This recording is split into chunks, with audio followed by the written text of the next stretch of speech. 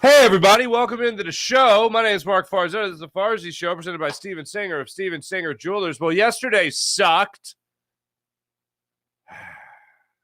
Joel Embiid comes back. Should be excited. I'm not. After the game, I'm not. Bryce Harper is playing his second game. He goes 5 for 5 in terms of getting on base in his 5 plate appearances. It should be excited, but I'm not. DeAndre Swift gets introduced. I'm excited, but I got to wait till September. What a day, folks. What a day. Phillies just disappoint us by blowing a 5-run lead. Sixers can't build off the momentum despite getting their MVP back, and they get blown out by the Celtics yesterday. Yesterday, like in recent memory, yesterday was just a very disappointing day. One of the most disappointing days in recent memory. It's a regular season game in May for the Phillies in the first part of May and the May 3rd, right? I'm not gonna compare it to playoff games or whatever. But like it was just such a disappointing day yesterday. And by the way, more disappointment. No Hollis today. Thought we were gonna have Hollis today. We don't have Hollis today. We were texting, just couldn't work out a time, unfortunately. We'll get him on again another time. So there's just to add to the disappointment. But let me just say this about the 76ers. I don't like the idea of coming back from an injury when you're not 100%. And look, I understand that he's not going to be 100%. I didn't like first reading the quote last night as I was going to bed after the game, and then seeing the press conference today with Joel Embiid about how he could be out 4 to 6 weeks. He was supposed to be out 4 to 6 weeks. And here he is 13 days later. So he's not going to be 100%. Like, you're healthy or you're not healthy. You're playing or you're not playing. I think we all realize that it's not going to be a quick turnaround for Joel Embiid to all of a sudden be in MVP level form before this series is over. And even if he wasn't hurt, I didn't like the Sixers winning this series either. Either way. They gave me the most hope by winning without him. They gave me the most hope, even if they won with him and they split in Boston. That's a great goal to have, to just split in Boston. But I don't like the idea of acknowledging not being 100% and then going out and then also saying, 4 to 6 weeks, but I should be out, so I shouldn't be back yet.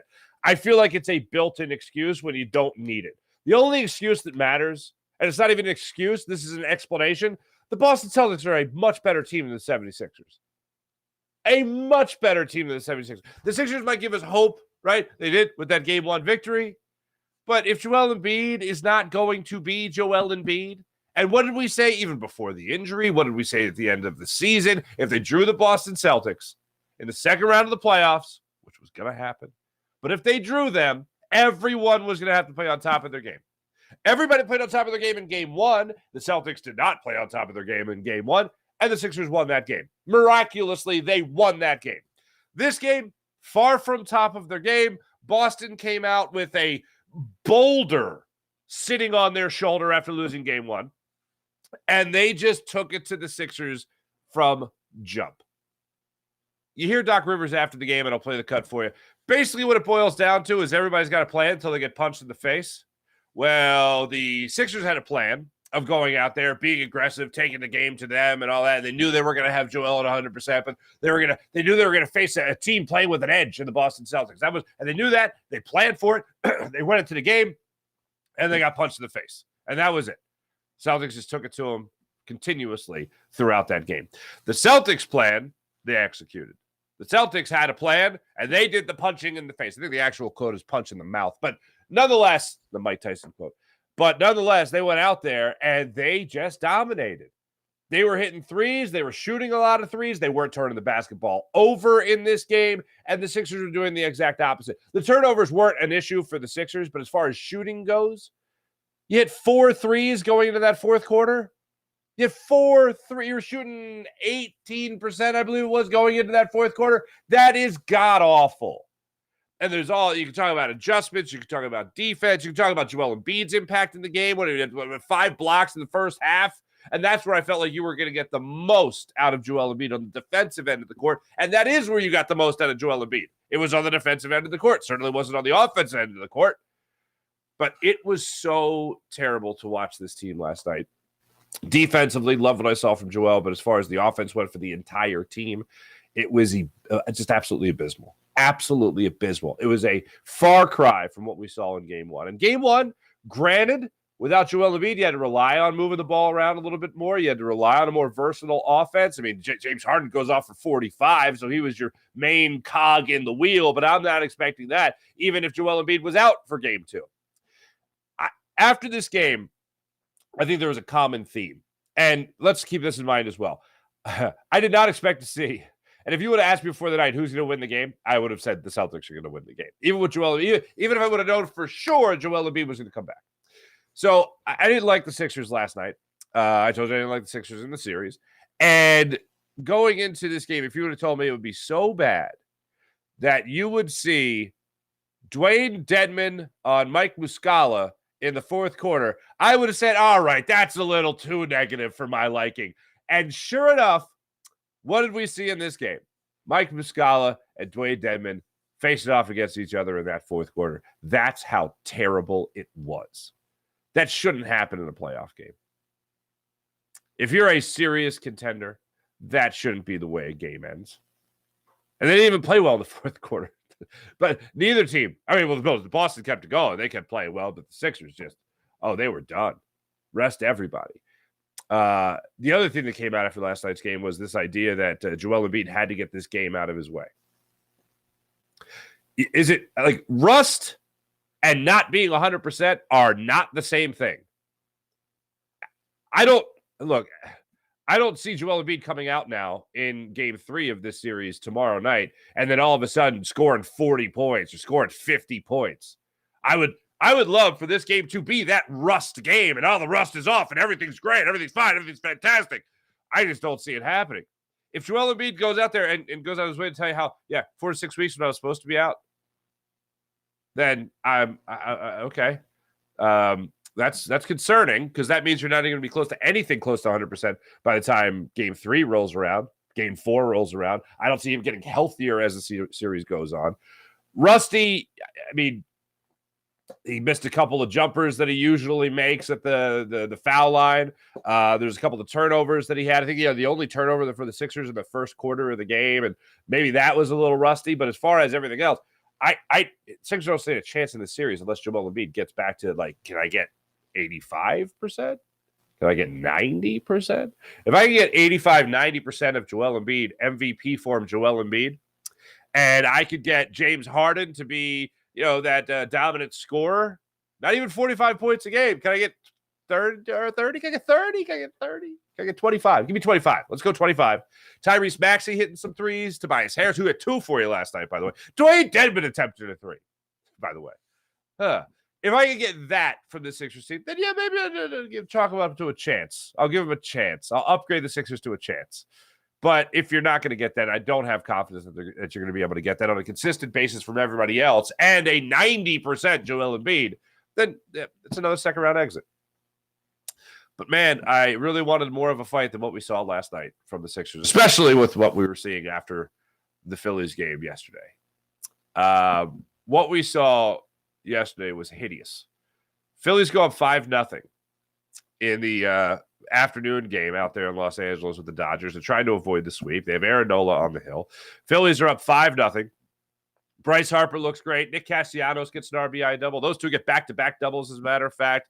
Offense is looking smooth. They're giving their starter some run support there, which is great. And then slowly but surely, the Dodgers started to eke their way back into this game, and Aaron Nola started to lose some gas. He did hit his fastball at about 93 miles per hour at one point, which was a nice little thing to see. But I have my concerns about Nola, but I'll get to those in a second. What really grinded my gears yesterday, other than just blowing a 5-run lead, is how they blew that 5-run lead. Kyle Schwarber in left field was every ounce of what we expected. Now, he hasn't been this for the majority of his time in Philly, but all the concerns we had about Kyle Schwarber being your left fielder for the majority of his time here in Philadelphia, they came to fruition yesterday. They came to fruition yesterday with how he was playing left field. That played great. Bobbled a ball, allowed a runner to advance. Later wasn't able to get to a ball, runner ended up scoring. Nick Castellanos in right field yesterday overran a ball. Later it turned a double, maybe a single, even into a triple. And that run ended up scoring. There was a multitude of things that happened defensively, and then the icing on the cake was in that 8th inning when Edmundo Sosa, for the second straight game, just missed a ball that should have been fielded. This one should have been caught, and you're out of the inning, and all is right with the world. The other one, he should have at least fielded properly 2 days ago, and he wasn't able to do that. 5 errors he has for the Phillies this year. 5 errors. He wasn't charged for the error yesterday. They awarded the hit. But there was just no right answer for the Phillies yesterday. I thought you were getting it in the 9th inning when you had Bryson Stott get the single, get the RBI single to plate Bryce Harper, who, with 2 outs, got things going for the Phillies, which was great for him to be 5 for 5 to get on base and all that jazz. But to blow that 5-run lead and then to see Craig Kimbrell come in, see the bases get loaded, tied at 6 in the bottom of that 9th inning, and Max Muncy, a guy who really struggled to put good wood on the baseball throughout the game. I think he had 1 ball, maybe warning track power there in the 7th or 6th, whatever it was, but had been struggling to that point. And Craig Kimbrell first off, Craig Kimbrell's location was all over the place yesterday. And to see Max Muncy step to the plate and hit the walk-off grand slam was just like, all right, let's get the hell out of Los Angeles and back to South Philadelphia as soon as humanly possible, because I just can't take it anymore. With losses like this, now you're 2 games under 500 after getting over the 500 mark. You're feeling pretty good going into the series with the Dodgers. You had won 4 straight series. You lose now lose a series against the Dodgers, and you just get your tail handed to you. What was it, 36-11? The Phillies ended up getting outscored in this 3-game set. That's no bueno. That is no good. Can't have that.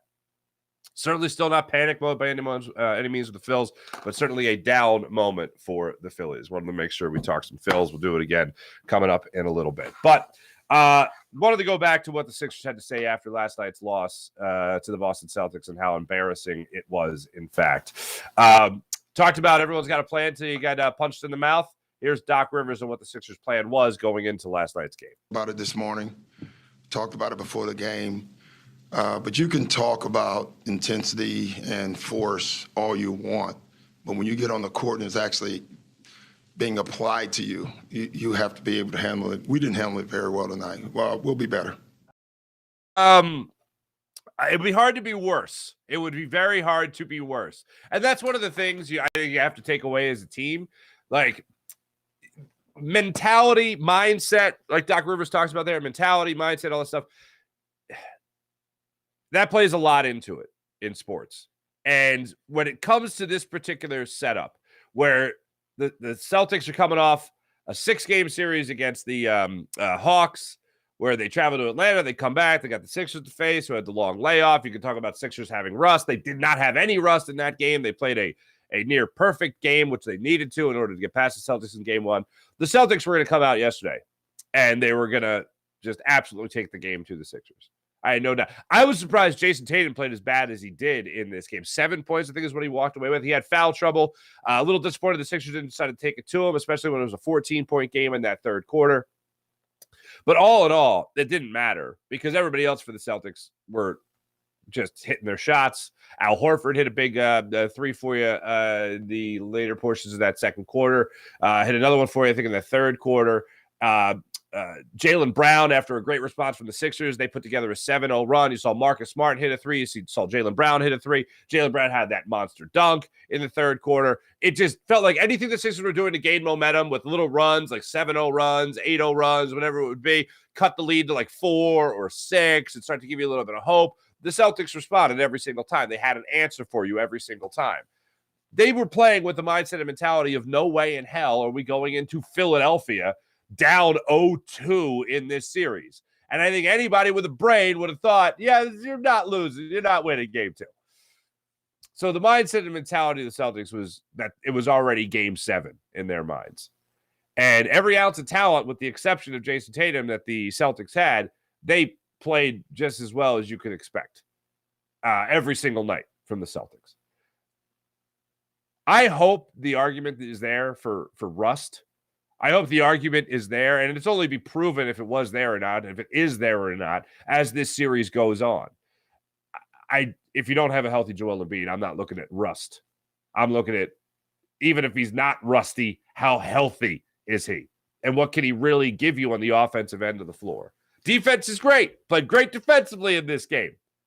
Offensively speaking, left a lot to be desired. Here's Doc on how Joel looked last night. Rusty.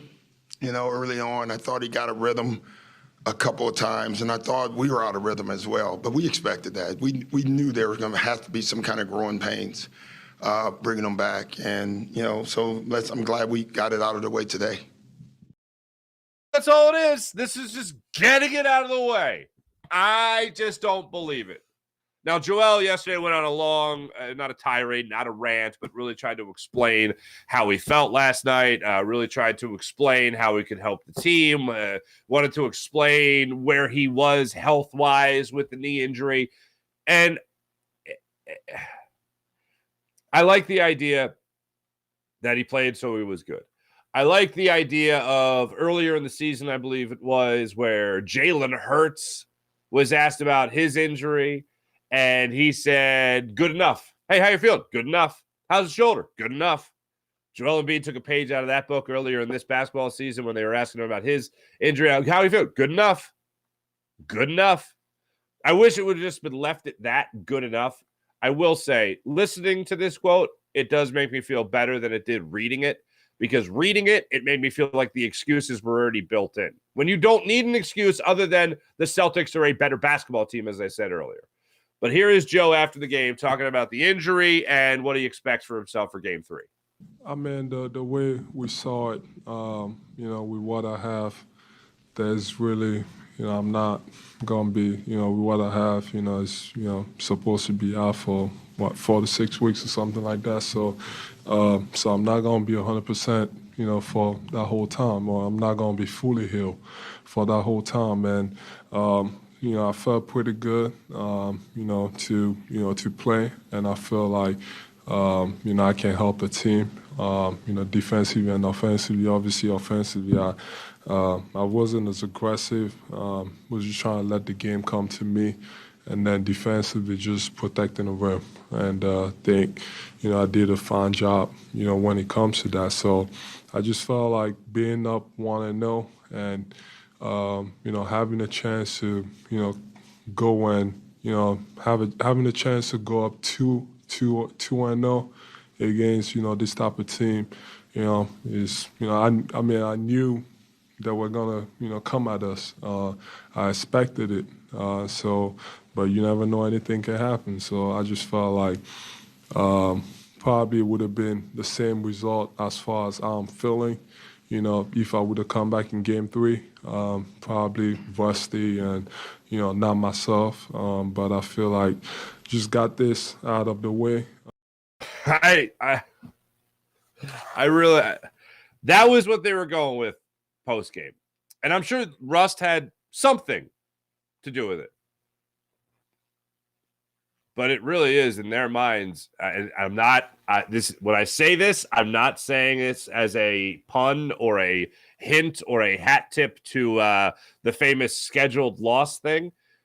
But the Sixers are treating this, Joel Embiid, Doc Rivers, they're treating this like, well, this is a scheduled thing for Joel Embiid. He had to be a 15-point performance. He had to be out in the fourth quarter in order for him to get anything close to MVP level for Game 3 at home, Game 4, and however many games this series goes. I hope they're right. I think that's the optimistic side of them looking at the situation. And I don't blame them for it. Like, what are you going to do? Say, like, well, this is all we're going to get from Joe. So, hey, fun series, everybody. That's obviously not the case. Maybe we shouldn't even play Joel Embiid. That's not the case at all. One argument did come out before this game, and I heard a lot of people talking about this. I saw a lot of people talking about this on the old social media. Well, one thing that I just couldn't stand was, well, do you rest him tonight to then play him on Friday? If Joel Embiid's healthy enough to play, he plays. That's it. They're not like, oh, well, 2 more days and he'll be 100% healthy. As Joel Embiid is pointing out, and maybe that's why he made the reference to the 4 to 6 weeks he was supposed to be out. I think it was just because he wanted everyone to know where he was at health-wise. Like, I'm not even supposed to be playing yet, but I'm playing. All right, well, then 2 days isn't going to help anything. You know what might help something? Game 7. The series goes to a Game 7, then Joel Embiid comes in. No, that wasn't happening. So when he mentions the 4 to 6 weeks, I think that was to set kind of the expectation and also let people know it doesn't matter if I play tonight or if I play on Friday. I need one game to just get back into the swing of things, and then maybe I can get you to 85%. Maybe I can get you to 90% of what I can bring to the floor. Hell, 90% of Joel Embiid is still pretty damn good. I'll take that. But the idea that came out before this of, well, give him a little more rest. You took game one. You don't need it. You don't need Joel Embiid for game two. I'd rather him play. If he's healthy enough to play, as simple as that, he plays. He's not going. You're not going to snap your fingers and all of a sudden have him be 100% by Friday. So if he's healthy enough, he plays. It's very simple. People made it so complicated yesterday. Healthy enough to play, he plays. And he did. He played last night. And everybody sucked. Everybody was terrible. When it came to the final numbers, by the way, on last night's game, I want to make sure I get this for you guys because it was, especially the turnover battle for the Sixers, and versus what the Celtics did in game one versus what they did last night. They protected the hell out of the basketball, that's for sure. But last night in particular was an interesting thing here because you see the Sixers shooting last night. 4 threes is what they had going into that fourth quarter. They ended up with 6. They shot 20% from beyond the arc compared to the near 40% that the Celtics shot from beyond the arc. Free throw wise, Sixers shot 82%, whatever. But total turnovers. Sixers turned the basketball over 13 times in this game. Celtics turned the basketball over just 7 times. It was almost reversed from what you saw in game one with the Celtics and how they handled the basketball, how they protected the basketball. Much different this time around with the Sixers. But everything else, just to see this game continue and see the Sixers be down 36 points at one point in the game, it was frustrating. And you know what? It had nothing to do with why they lost the game. Because as I was telling somebody on Twitter last night, there was like 1,000 things that went wrong with this team, and maybe point number 1,000 as to what they did wrong. It drives me crazy when teams don't do this, and it's twofold why they don't do this, or why it drives me so crazy. Tatum had 4 fouls at about the 8-minute mark of the third quarter. Sixers were down 14 points. They had 4 consecutive possessions where Tatum was still on the floor, and they didn't drive on Tatum. They drove to the hoop. They were aggressive, but they didn't drive on Tatum. Now, you might say, well, Tatum's guarding P.J. Tucker. What, P.J. Tucker to take it to the hoop? No, but there's such things as like screens and switches that you could get the matchup you want to get and maybe get Joel Embiid on Tatum in the post to draw the foul and get Tatum out of the game, because I don't give a damn if Jason Tatum has 7 points by that point in the game. I don't want Jason Tatum in the fourth quarter. And also, so that's one part of it. The second part of it is Jason Tatum can't play defense. And if you can't shoot from the outside, take it to the guy who can't play defense because he's going to foul out. You get him in a situation there where he gets his 5th foul, and then all of a sudden he can't really play anymore in that third quarter. And then all of a sudden maybe he gets one more in the fourth quarter. He'd actually make it a close game. Maybe James Harden, I don't know. Maybe he goes off and gets you a couple of threes. Maybe Maxey goes off and gets you a couple of threes. It's not close to why they lost this game. Even if they did what I'm saying, they probably still lose this game by 20. But it's one of those pet peeves of mine that I don't care what level of basketball it's at. If you get a guy in foul trouble, attack. And it's not just to get fouls on him to get him out of the game. It's because he can't play good defense anymore. This has got to be his defense. This is it. Go around and get a layup. Oh, no, let's keep shooting threes because we're doing so great from 3. We're doing fantastic. Let's get Joel Embiid outside the paint more. No, how about get Embiid in the paint? How about get him in the paint more? And go for those dunks. Go for those layups. He had a great dunk earlier in the game, too. But it's just one of those things that drive me crazy. I'm going to say it again. It didn't have anything to do with why they lost the game. It's just one of those things that really bothers me. When you get somebody in foul trouble, take it to them. I don't know. Before I get to the chat check, what are your expectations for this game 3? Are you expecting a close game but a loss? Are you expecting Joel Embiid to have 40 points and the Sixers win?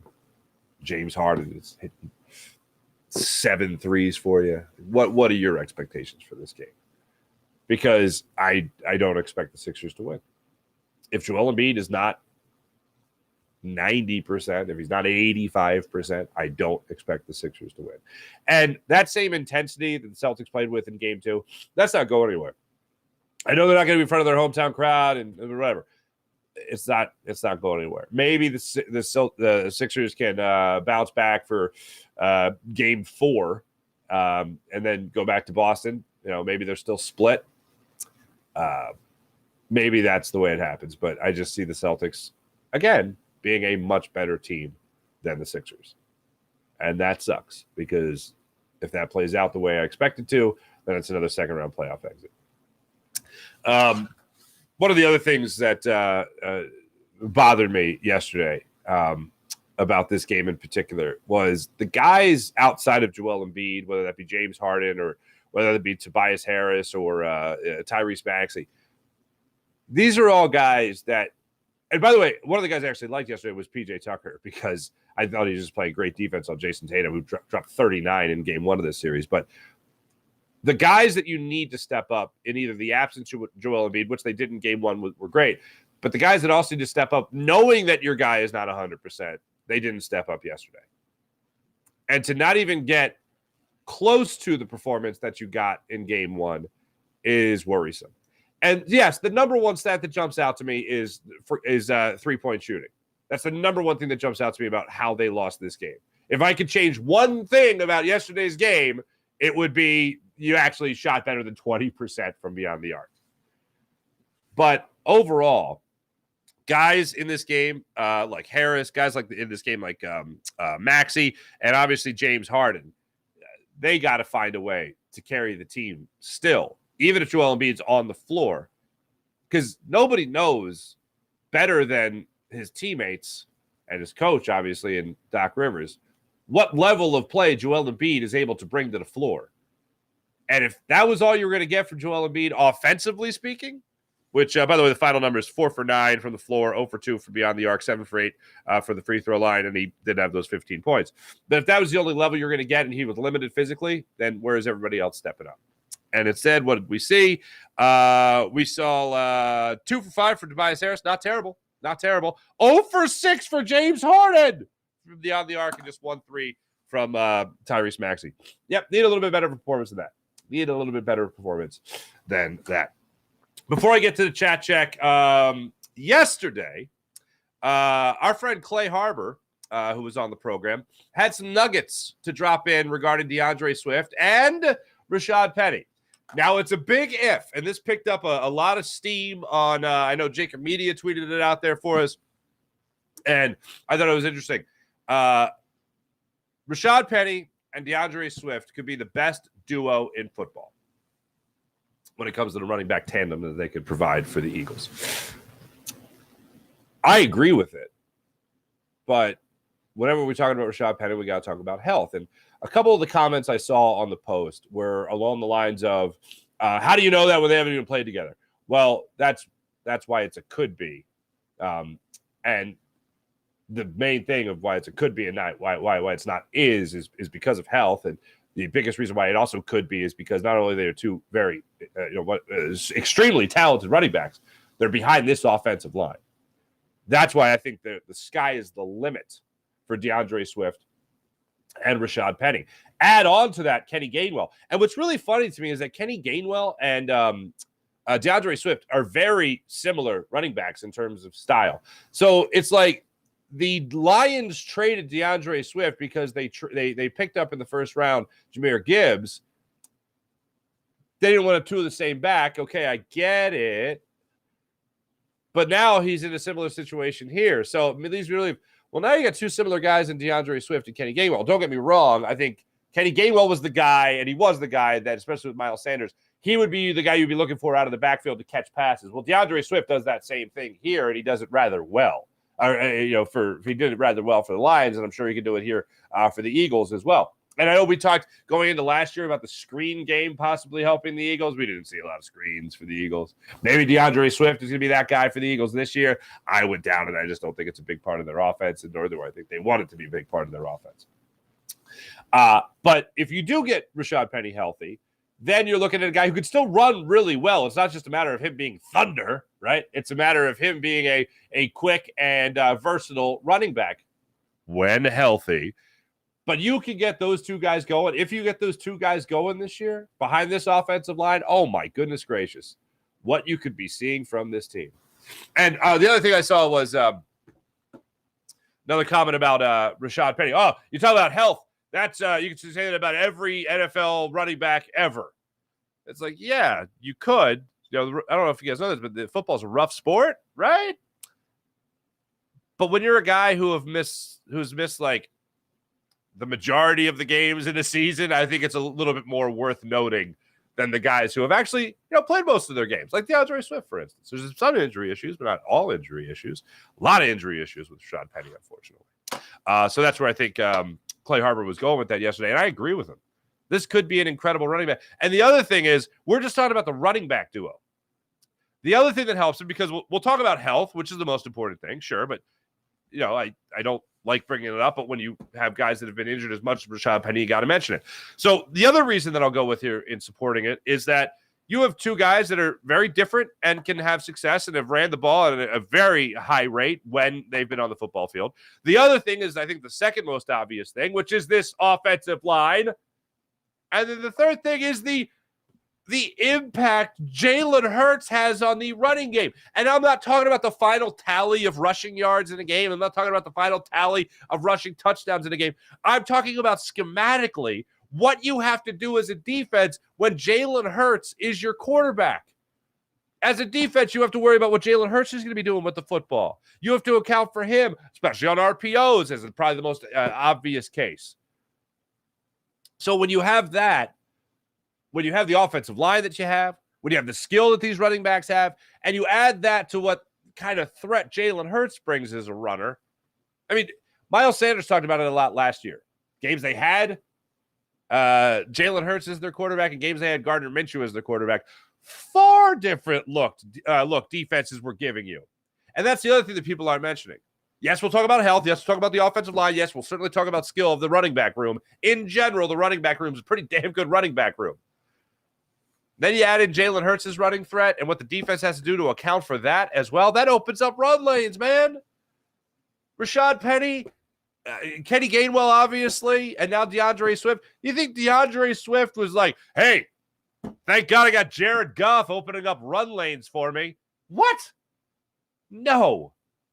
How do you think he's going to feel about that here in Philadelphia with Jalen Hurts? Oh, man. Like Moses through the Red Sea. You know what I'm saying? DeAndre Swift did address the media yesterday as a member of the Philadelphia Eagles. Here's DeAndre Swift. I believe this is him talking about just coming to Philadelphia. I'm taking it day by day. I'm so focused on just coming in here and just working every single day, just earning my keep. Whatever role they see fit for me, all for the way that I come in and work every day, will be something that I earn. That was him talking about what role he's going to have in this locker room. When they do have Kenny Gainwell, when they do have Rashad Penny, when they do have Bryson Stott, I mean, it's going to be between Kenny Gainwell and DeAndre Swift. And to be honest with you, those are two poisons I enjoy. I will enjoy the play of both those guys.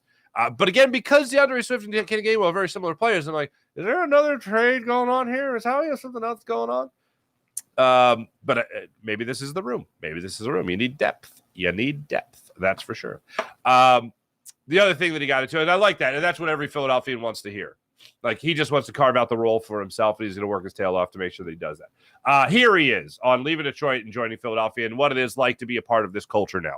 I'm excited. I'm happy. I'm grateful for the opportunity to be a part of a great organization with tremendous history, a team that's connected. I can just by being in the building these couple of days, that together, love each other. So I'm excited to build a relationship with the guys in the locker room and just be a piece to the puzzle. And I think he's going to be a big piece to that puzzle, especially for what he can do in the passing game. That's the thing that we know about what he did to the Eagles in week 1 of last season and all that. But him in the passing game, I think is going to be fantastic. I'm not just talking about screen passes. I'm talking about what he could do when you got a rush in the face of Jalen Hurts, when coverage does break down, when offensive line does break down occasionally. And you're going to be seeing Jalen Hurts scramble behind the line of scrimmage, looking for a man open. It's one more guy that I have confidence in getting open for the Eagles. And look, you bring in a dynamic running back like him. I'm not even going to say runner, but a dynamic running back like him, and that only helps your offense. Look, the Eagles needed another running back. Going into the draft, if I was betting on it, I wasn't going to bet that they were going to draft Bijan Robinson. If they did draft Bijan Robinson, I would have been like, this is going to be awesome. It's exciting. It's an impact player immediately. Fantastic. Didn't end up happening. So in getting DeAndre Swift, it still lets me feel like I can be excited about this Eagles backfield, aside from just Jalen Hurts and crossing your fingers that Rashad Penny's going to be healthy. I feel like they got somebody that they needed on this roster. I don't feel as much as if it's a what's the word, luxury pick or luxury pickup or luxury asset to have. I feel like it was a necessity to get another running back in here, and you did it for a 4th-round pick and a 7th-round pick swap, which is incredible. That's where you got great value, and that's where you still filled a big need on this team. Because just like quarterbacks, you have to have a good backup. Well, running backs, oh my goodness, you better have a good stable ready to run for you. You better have a good stable to line up behind that offensive line. And the Eagles right now have a very good stable of running backs. We focus a lot about the wide receivers on this team. We focus a lot on Jalen Hurts. We don't focus on the running back position. And the NFL, to be honest, doesn't really focus on the running back position unless you're the Tennessee Titans and you got Derrick Henry and that's your offense. That's a big part of it. The Eagles have such a dynamic offense, has such a diverse offense that it gets downplayed even more. And when you talk about the running offense, a lot of people will chalk it up and say like, oh, well, Jalen Hurts can get you 700, 800, 900 yards in the season. No big deal. Yeah, he absolutely could. But you still need that stable of running backs. And in times where you start to get a little pass happy, and I'm yet to see what Brian Johnson has to do with this Eagles offense, taking over for Shane Steichen as the offense coordinator and the play caller as well. That's going to be something I'm very curious to see how the Eagles have that run and pass ratio balanced out. And it's always a thing, especially when you have a quarterback taking as many hits as a guy like Jalen Hurts is already going to take. For the most part, he doesn't take the big hit. I give him credit for that. He's very smart and getting rid of the football, sliding, getting out of bounds. That's all great. Going down, that's great. But everything else can present a bit of a problem if he is throwing the football too much and you're not keeping the defense on their toes. This is a running back room where I think the Eagles offensive coordinator, I think the Eagles head coach, all the offensive minds in that room, even a guy like Jeff Stoutland, when it comes to being a run game coordinator, this is a room of running backs that you can have great trust in terms of getting a first down for you, in terms of going out there and getting you a big play. And that'll help alleviate a lot of the pressure of Jalen Hurts. And it'll also expand this offense and let him be even more dangerous running-wise. And yes, one more time, if Rashad Penny stays healthy, you will see this dynamic run game, even outside of what Jalen Hurts tallies up for you on the stat sheet. Before I get to the chat check, let me tell you about our great friend Steven Singer of Steven Singer Jewelers, the other corner of 8th and Walnut, right there on Jewelers Row. For over 40 years, Steven's been in the love business in Philadelphia, helping people get engaged and fall in love. Steven Singer Jewelers, one place, one price, home of the perfect price. Online at IHateStevenSinger.com. That's IHateStevenSinger.com. How about the amazing people of Manscaped? Go to Manscaped.com. Use promo code Farzy for 20% off and free shipping at Manscaped.com. Manscaped, they have their best hygiene bundle yet. Their Platinum Package 4.0. It includes their Lawnmower 4.0 trimmer, as well as their Weed Whacker ear and nose hair trimmer, and they come with skin-safe technology that helps you reduce the risk of nicks so you can manscape with confidence and comfort. Join 4 million men worldwide who trust Manscaped. Because, fellas, you want to look good everywhere, right? Go to Manscaped.com. Manscaped.com. Use promo code Farzy for 20% off and free shipping. How about Freestone Farm CBD? FreestoneFarmCBD.com. You'll love their tropical tasting Bayox that clocks in at a chart-topping 24.1%, and Super CBD, which is half Hindu, Kush, and 21%. Genetics of these guys are off the charts. So trust Freestone Farm CBD. All their premium hemp flower is grown in the Garden State with all organic inputs and no IPM. So check it out. Freestone Farm CBD at FreestoneFarmCBD.com. How about PHL Sports Nation, Philadelphia Sports Nation, enhancing your Philadelphia sports fan experience across all social media and blogs. That's PHLSportsNation.com. Let's head over to the Jacob Media YouTube page, see what you guys are up here. King Pootie TV. If that's real TV. All right. No second guess here, but I thought he should wait until game 3. Why? I don't get it. Healthy enough to play. He's not getting any healthier. Maybe this is a situation where the Sixers, and I haven't heard anyone say this yet, but maybe this is a situation with the knee strain where it's like, can I make it worse? No. Okay, I'm going to go out and keep playing. Here's what's going to happen by tomorrow night at tip-off. By tomorrow night at tip-off, I will have convinced myself that the rust thing is a big deal. Right now, I'm a sorry sap about it. All right? Right now, I am a sorry sap about it. But by Friday night, by tip-off, I will have probably by 5 o'clock at night, I will have convinced myself, like, well, maybe because they were talking about rust so much, and maybe it is just, maybe he's at 85%, and we just got to deal with 85%. Maybe we have to accept the fact that we're not going to get a 50-point night from Joel Embiid. Maybe we have to accept the fact that Joel Embiid can't carry this team right now at only 85%. Maybe we have to accept the fact that it is just as best as he can play, but he's got to get no rust. He's got to shake the rust off for being off for like 13 days. Maybe that's what it is. Got to shake the rust off. Hey, Bryce Harper, he was, over 4, over 5 in his first game back. And then next thing you know, he's 3 for 3 with a couple of walks. Shake the rust. It's the rust. You got rust. That's where I'll be at. That's where I'll be at by 5 p.m. tomorrow. But King Pooty TV, now at this point, I just like saying that. The idea of everyone saying this is how he was going to play regardless. He did that one game under his belt again before we could see maybe anything close to MVP caliber Joel Embiid. Hey, we don't have to say MVP caliber anymore. Maybe now we could say MVP because he is. That's what I'll cross my fingers for. The real RMP. What's up? Embiid is hurt. He shouldn't have played till at least game 3 or 4. That goes along the same lines of what we were just talking about there. Back to King Pooty TV. I'm not a Doc Rivers guy, but surprisingly, he has coached his butt off this season. I agree. We are on the same page here. I'm not the biggest Doc Rivers fan either, but this year he's been really good. But the difference, he will be the difference in the series, in my opinion. You can't worry about the MVP when he is hurt every year in the playoffs. Yeah, that's the unfortunate reality of it. When it does come to this, Your Highness of Pooty. When it does come to this, Doc Rivers, I think, has had a great year. The one big blemish on his year, and it is a big blemish, is Tyrese Maxey coming off the bench for 25 games off the top of my head. That didn't make any damn sense to me. I would love for him to be the difference in this series, and I had that same thought. And Missoula, by the way, last night, I don't know if you guys caught him post-game, but after the game, I mean, he was talking about how They said, hey, coach, your team was upset, noticeably upset after game 1. Did you like that? Yes. How do you think they approached this game? Pissed off. That was his answer. Pissed. Okay. Press conference goes on. He looks around and goes, no one wants to ask me about the adjustments, all the adjustments we made from game 1 to game 2? Okay. And then he pitter-patters away from the microphone. Oh, you're not going to ask me about how great I am as a coach? Oh, okay, bye. And he walks away. He didn't say that. I added that as an editorial at the end there. But I was like, hey, come on, man. I'm hoping that I'm hoping that Doc Rivers can be a difference in this series. I'd love to see that. Over to the Farzy Show YouTube channel. What's going on, guys? Mike Fuji, what's popping? Sean Kilrain, what's going on? Harden has no right covering Jaylen Brown. Have Tobias Harris on him.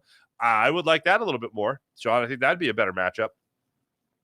I do like the one defensive matchup that I really like is obviously PJ Tucker on Jason Tatum. I thought he did a great job on Jason Tatum last night.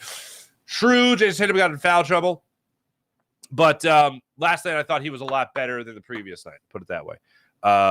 Sean Kilroy, it was great to see Harper, aka TP3000, for 3 for 3 night. Absolutely. Sean Kilroy, Brogdon put on a 3-point clinic. Tatum was quiet, 7 points. Smart goes off as well. Yeah. April. Good morning, April. Mihai Sanchez. Morning, Mark and everyone. Well, at least the Phillies and Sixers won't lose today. Happy Thursday. I am pretty excited. I'm pretty excited for a couple of things on today. One, it's Thursday, is trash day in my neighborhood. And I don't know what it is about being a dad and trash day, but, man, I look forward to it. I don't know why. Maybe am I alone on that? That might be the most adult thing I've ever said. Oh, it's trash day. Yes. By the way, Lil Toots loves saying hello to our new trash man. She always runs out every Thursday. Morning. And they love it. It's adorable. I say but they won't lose today. For those that don't know, the Sixers are off today. And, of course, the Phillies are off today as they travel back from Los Angeles to regroup before a 3-game series with the Boston Red Sox. So That'll be fun. Fuji, this team depends on JoJo too much instead of rising to the occasion like they did Monday night. That's what it felt like yesterday. That's for you know what? My brother called me yesterday, and I don't know if this was something that was going around in circles. I hadn't heard this, but I think it's a great point.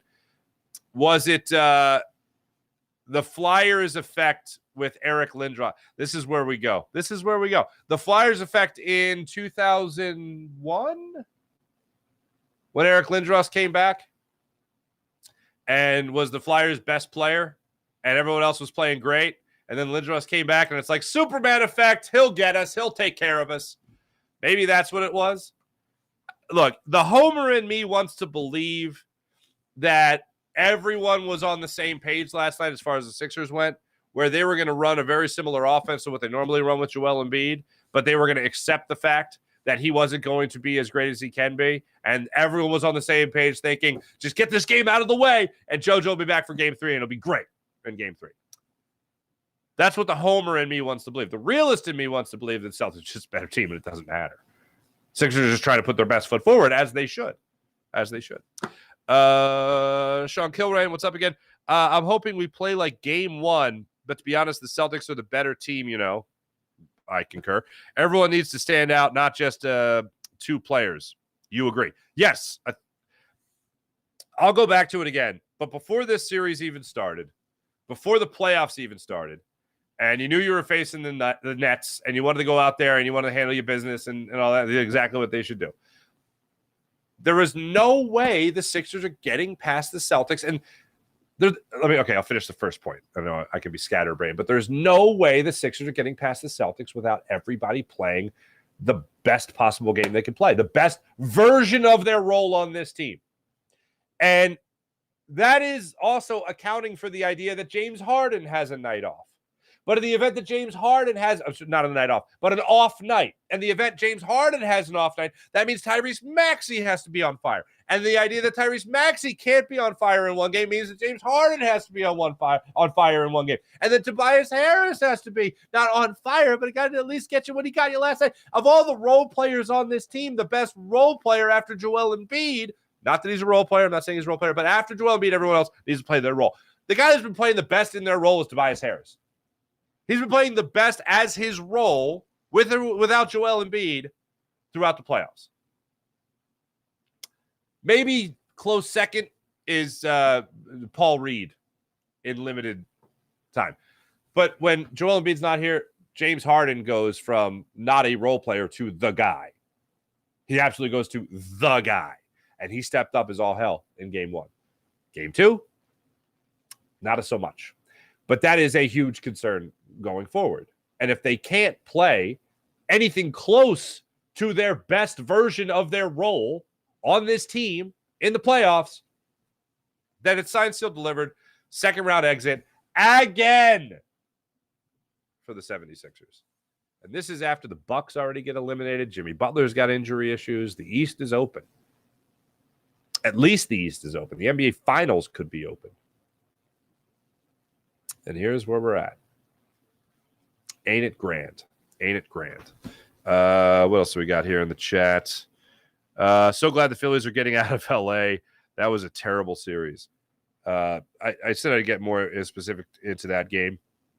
I'll get more specific into it in a second, April, because they're up 5-0, and I still didn't feel good. It's tough to feel good with Aaron Nola because you know there's going to be, you always feel like there's going to be that one inning. It wasn't in there in his last start, and he was great. And I started to have a little bit more confidence when I saw him hit 93 miles per hour on 2 separate occasions. He didn't throw fastballs in the first inning. I think he threw 2 fastballs in the first inning of like 17 pitches that he threw, so he wasn't relying on that. He was more reliable throughout the game on the knuckle curve again. But as the game went on, I was just, okay, he doesn't have his best stuff again. Dodgers hitters are pretty good hitters. You're not getting great defense behind them. So I was worried about that big inning. And the big inning didn't necessarily come on Aaron Nola, but it certainly came when it came on in relief. Marte, who else was it? Well, of course, Craig Kimbrell.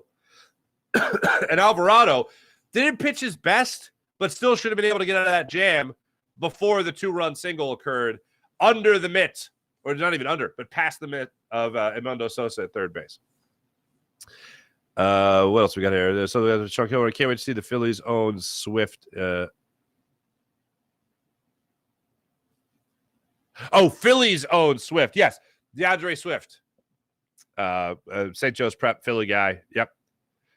I don't know if you guys are from this area. Did you call Prep? Did you call them Preppies? Did you call them Preppies? We had one kid in school at Our Lady of Mount Carmel that went to St. Joe's Prep. He went on to St. Joe's Prep. Everyone else was like going to LaSalle or Wood, Archbishop Wood right here. And everyone was calling him Preppy. I don't know if that was a regular thing or if that was just us being awesome. I don't know.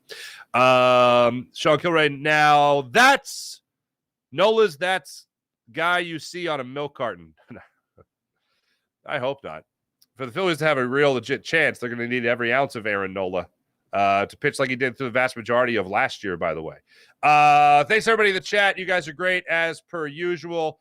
Thank you so much. Let's talk about that Phillies game yesterday and go into a little bit more detail about it. So I settle in, very excited to not have to stay up as late for a Phillies game as we had been staying for the previous two games of this LA series. Very excited that you have Aaron Nola on the hill after his most recent start, and you're going to get hopefully the better version of Aaron Nola. Not excited to see the Phillies lineup. Let's start there. In a season of Bryson Stott hitting over 300, in a season, and him already getting settled in that leadoff spot, most importantly, in a season of having Trey Turner not being his best, still with Trey Turner, though, the 1-2 punch of the Philadelphia Phillies in that lineup needs to be Bryson Stott, Trey Turner. Let's go further. Bryce Harper, Nick Castellanos, Kyle Schwarber, Bohm, well, actually, Real Muto, Bohm, Marsh. That's how I would do it. And then whoever your third baseman is. However, or your first baseman, depending on where Bohm's playing on that given day. Kyle Schwarber cannot lead off anymore. And I love the guy. I legit love this dude, okay? This is not like me being a hater because look at all the strikeouts. Like, it's not about that. It's about that he's not a 200 hitter. And he can't have it at the top of the order. Right now, he's on pace, again, for like 35 home runs, which is great, fine, wonderful. But this is the perfect spot for him. Batting fifth in this lineup is the perfect spot for him. And I knew I was right going into this game. And I know I'm right even further. And for people that believe this as well, and I know I'm not alone here, here's why you're right on this. The manager of the Phillies even said he went back and forth 100 times on whether or not Kyle Schwarber should be leading off with Bryce Harper back in this lineup. Went back and forth 100 times. That's what he said yesterday. If it's that much of a question, I think you have your answer, which is no. Last year, you could get away with it with all the power and getting on base. You could get away with it. But now that you have Bryson Stott hitting the way he's hitting, now that you have Trey Turner in this lineup, now that you have Bryce Harper back, it's very simple. Stott, Turner, Harper. Castellanos, Schwarber. That's your 1 through 5. I know Real Muto got, if you want to call it demoted, he got demoted. Brandon Marsh ended up taking over the 5 full responsibilities, whatever. But I think in this lineup, Schwarber should be your 5-hole hitter. And then really that should be as consistent can be. After that, there could be a lot of change. Maybe you have Real Muto bat 6th. Maybe you have Bohm, maybe you have Marsh, whatever it might be. But 1 through 5 is a very easy thing to look at. When the Phillies take to the field against Chris Sale on Friday night, the easy decision to be made here is your 1 through 5. Let's start off with the lineup. When I saw the lineup before the game, I went, don't like that. No, thank you. Then I saw that in the the first inning of the game, you got to run for yourself there on the sac fly RBI by Bryson Stott. You had the bases loaded twice in that first inning. You only managed 1 run in the ballgame. Kyle Schwarber led things off by lining out to right field, a 2-pitch at bat. And he swung at a pitch that was away. So it was like you were going up against a kid making his major league debut in Stone, And you swing at the second pitch of the game. Didn't seem like the best approach from Kyle Schwarber, but that's what he did. And it was a pitch that was away. So whatever. Trey Turner then steps up. He gets the bloop double down the first base line. Great to see it. Another bloop for him. I'll take it. Harper then walks. You got runners on first and second. Castellanos steps to the plate. Muncy makes the error at third. He couldn't handle it. He get the bases loaded. Stott then gets a sac fly. He makes an out there. Bohm gets a walk. You get another situation there where you get the bases loaded, and Brandon Marsh grounds out to the second baseman. You're up 1-0 after that first inning. In the bottom half of that first inning, Betts ends up grounding out to the shortstop. Great play deep in the hole by Trey Turner to start things off. Freddie Freeman gets the double to right field. Then Smith lines out to right field. Muncy strikes out looking for a sinker. He strikes out looking at the sinker. Nola has a 14-pitch first inning. He only threw 2 fastballs in that inning. Phillies go down 1-2-3 in the second. Hayward steps up. He grounds out to second base in that situation. Outman steps up. He grounds out to second base in that situation. Vargas steps up. He ends up flying out to left field, deep left field. Schwarber's going to go back to the wall there. Nola threw 3 straight fastballs to Vargas. I really haven't seen him throw 3 straight fastballs in a while. But he goes 92 miles per hour, 93 miles per hour, 93 miles per hour. And then Vargas is able to jump on a pitch. I think it was the cutter, and he flew out to deep left field. Phillies get another opportunity there in the third inning to tack on some more runs, and boy, do they. After leading off the inning with an out by Trey Turner with a ground out to shortstop, Harper hits a double. Castellanos follows with the double. Now it's 2-0. Stott ends up grounding out to the pitcher. Bohm steps up with an RBI single to right field. Now it's 3-0. Marsh steps up. He gets the infield single to shortstop. Sosa then gets the RBI single to center. Now it's 4-0. Stubbs goes out there with the RBI bunt by Garrett Stubbs. It's 5-0. Kyle Schwarber ends it by grounding out to the first baseman. Things started to get a little bit troublesome there in the third when the Dodgers started to chip away. They get the RBI single to right field. Schwarber needed to get a better jump on that ball. He caught it, then bobbled it. Another run ended up scoring. It's 5-1. Fourth inning, Vargas does get the 2-run home run. So he's able to not just have warning track power, but power all the way. It's now 5-3. Fast forward to the 7th inning, Freddie Freeman gets the RBI sac fly on a fly out to right field. Run crosses the plate. It's 5-4. That was following the misplay by Castellanos in right field. And then in the 8th inning with Jose Alvarado, who has been dominant, he steps out there on the hill, immediately gets an out with the pop out by Muncy. Rojas gets the single. Outman gets a double. Vargas gets the fielder's choice on the 6-2 put out. Rojas is out. At home. That's the play at home. Excuse me. Great play by Trey Turner in this situation. Trey Turner comes home with it. Garrett Stubbs does a great job applying the tag. You think they're about to get out of the inning, and unfortunately, they're not. Barnes is pitch hitting for Peralta in this situation, and he lines a ball right at Edmundo Sosa, who can't handle it. 2 runs end up scoring as that ball dribbles into left field. The Dodgers take the 6-5 lead. Phillies get a little